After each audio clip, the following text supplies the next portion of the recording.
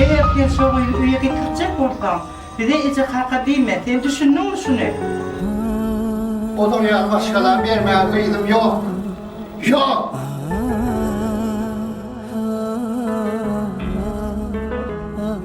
Hey, alsınlar şirin canım, boy bağlasınlar yüreğin yolum. Sonra da yüreğimde sen adın, onu hedirem ömrümdün sen madın. Gülürüm ağlayara, kanlı yaşlarım dinmeyara. Seni benden ayırdılara, yalnızlık horlaya. Sevgimizi tattılara, beni bulsa yaptılara. Toy günüm deyip ayttılara, beni sinsi oydular. Kara gülürüm ağlayara, kanlı yaşlarım dinmeyara.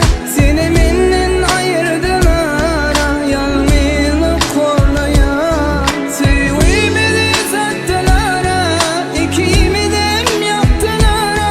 Toy günüm deyip ayttılara, beni sinsi oydular. Alsınlar bu şirin canım, gerekmez sinsiz bana yarım. Haylan yar sen belin kanım, ne deyip yaşaran.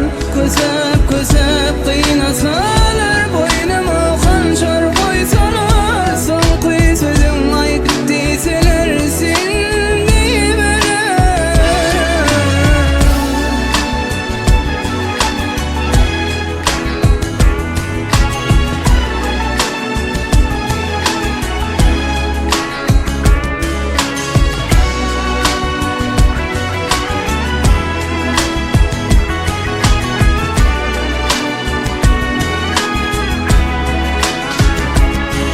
Hey, bana veredim sen, bana gereğim sen.